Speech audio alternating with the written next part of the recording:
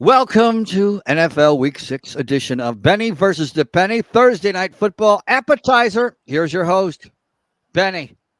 Yeah, that's right. Well, my name is Ben, but my friends call me Benny. I don't know if you're a friend, Tom, so I don't know about that. But we have one game, obviously, the Thursday. We have all the other big games on the next episode of Benny versus Right. Benny. This is just the appetizer, Ben. Yes, I like appetizers. When I go to a restaurant, I don't eat out very much anymore, Tom. I used to eat back in my big days. I used to eat a lot, and I'd eat everywhere. Yeah, they don't have appetizers for people who are fasting.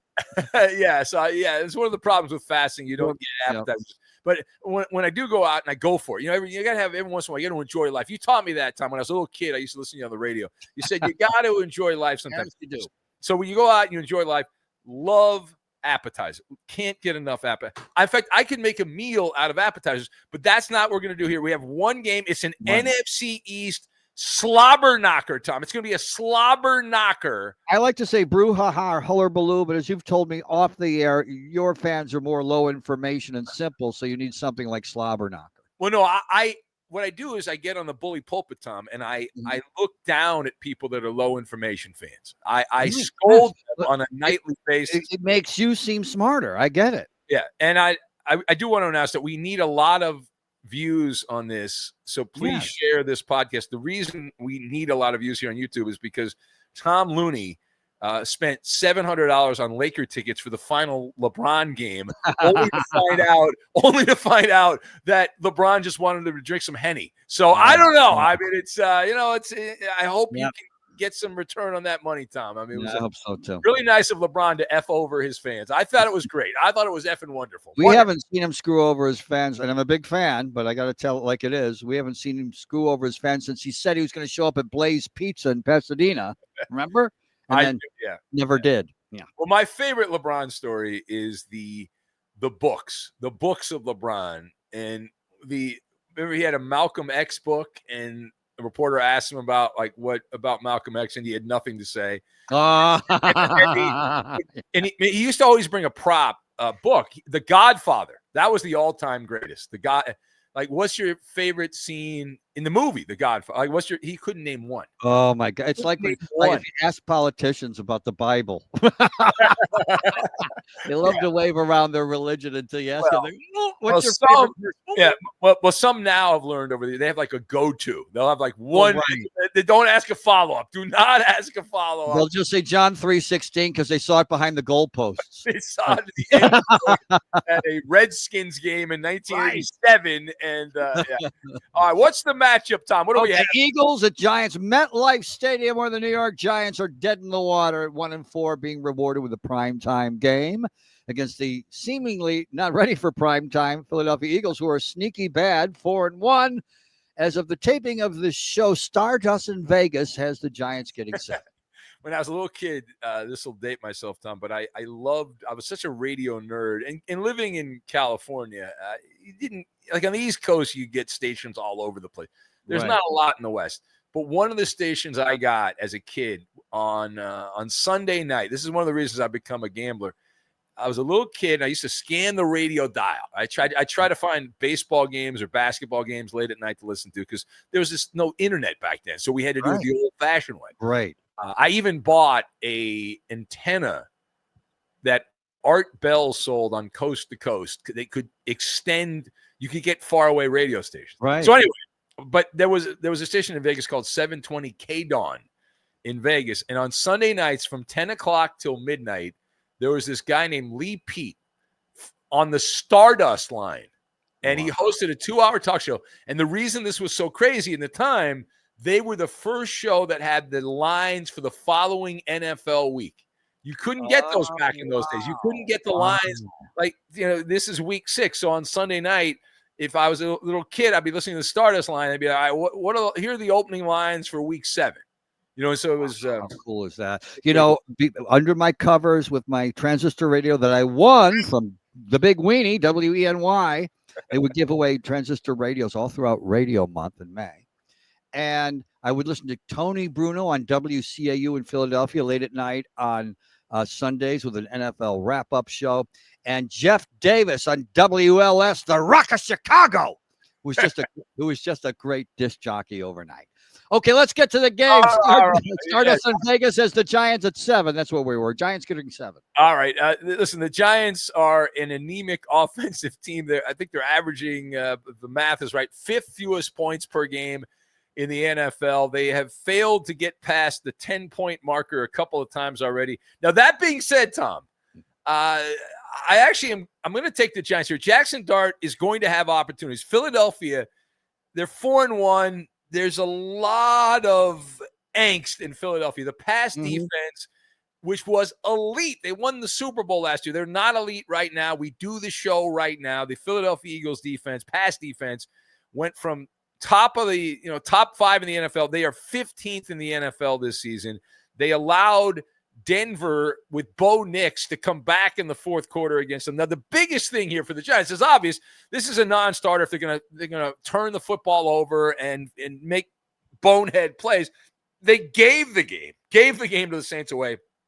5 straight possessions last week with turnovers, and they've got to clean up the red zone. They rank dead last in red zone touchdown rate and that -5 turnover margin, the penalties. I mean, you say, well, everything's pointing the Giants are a bad team. They are a bad team. They're 1-4.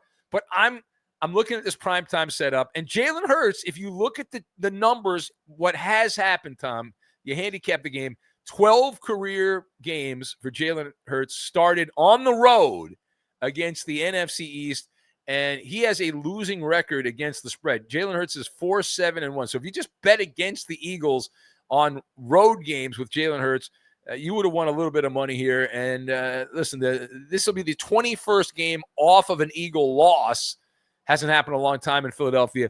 And the Eagles with Jalen Hurts are 7-13 against the spread following a loss. So that's not great. I'm really banking on the Giants defense here to get pressure on Jalen Hurts. No quarterback plays well under pressure. Certainly Jalen Hurts does not. And Saquon Barkley, people are saying, well, this is going to be his wake-up game. He hasn't played very well. He's not a top 20 running back this year in the NFL. And he does go against his old team, the Giants. And that's good to hype the game up. I've not seen anything from Saquon Barkley this year to indicate that he's going to have a breakout game here. And the Eagles also have internal issues, Tom. They had a team meeting. You know how I love team meetings. There's nothing better than team meetings. There's always that one guy at team meetings, though, that everyone agrees don't talk. And there's that one guy, normally named Tomm Looney, who will ask a bunch of questions at team meetings. But anyway. Extend the length of the meeting that nobody wants to be at. And everyone rolls their eyes and throws spitballs at that particular person. But you get the wide receivers at loggerheads. Mention Barkley having some issues here. And mention the Maller mantra that's on our scroll. Well, that's right. The Maller mantra, you can see right there on the scroll. Divisional game, anytime you get a touchdown or more. Touchdown is 7 points. Touchdown or more. You either take the points or you don't bet the game. We bet every game on Benny versus Spain. Every game. So I am going to take the points. But this is less about the Giants. All right, the Giants crashed and burned in Jaxson Dart's second start. It was not pretty. And what I'm doing here is that sounded like a haiku.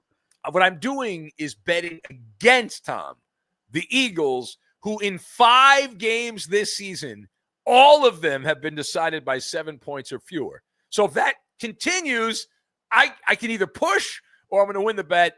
I expect this to be a close game, short week, not a lot of travel. You've made that trip from Philly to New York. It's a short trip. So I'm going to take the Giants plus the points, which means the New York media will go gaga yet again for Jaxson Dart after they took the week off last week. What about the penny, Tom? Well, you see this incredible Pulitzer Prize winning photo here, Ben. It's Y.A. Tittle was once the quarterback for the New York Giants, and back then broadcasters weren't allowed to say his last name.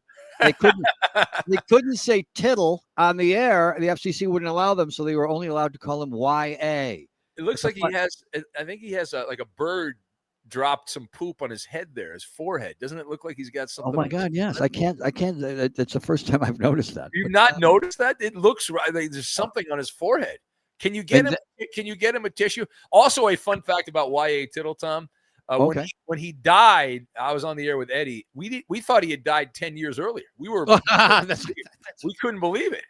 Like, a friend of mine and I, whenever somebody really old dies and we thought it's just a running joke, we'll text the other person if the person died, and then I'll text back again. I know.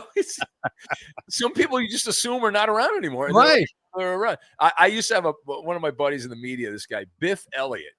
His brother was Win Elliott. Now, you don't know who that is. Oh, yes. You know who Win Elliott was? A famous New York sportscaster, legendary, way before my time, right? But Biff Elliott was his brother. He was also a character actor in Hollywood. And Biff, because Win Elliott worked at CBS Sports in New York, Biff got some jobs in LA as a radio guy just to go to games. And I became friends with Biff, one of the great characters I've ever met in my life. Just a wonderful man, sweet man. And he stopped working. He was old. He was old when he was working. And so Biff, I was at Dalt's in Burbank, the famous Dalt's in Burbank. Yes. We all tell stories about Dalt's in Burbank. I go in there, and Biff sees me, and he has that old man kind of senior citizen waddle. And he comes over to me, and he points his finger right in my face. He says, "Ben, you probably thought I was dead." It was the funniest line. Oh my God. It was so great.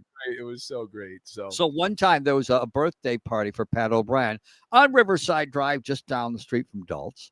And Pat never wanted to talk to me again because I did this. So I'm walking in for the birthday party, and walking towards me is Pat. Coincidentally, as I'm walking in, it's a patio restaurant, but in front of him was 100-year-old man. And I said, "Pat O'Brien."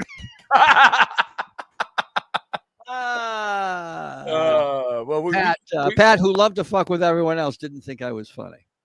Yeah, we could. I could do another 30 minutes on Pat O'Brien stories. Oh my God, yeah. Oh my God, yeah.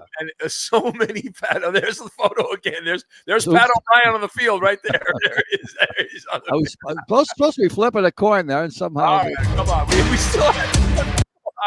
All right, we have it. Okay, Penny lands on tails. Penny going with the visiting Eagles. Benny going with the Maller mantra, taking the Giants and the points. All right. Remember, Benny versus the Penny, 2 episodes, at least 2 episodes every week. Subscribe. Hit that subscribe button.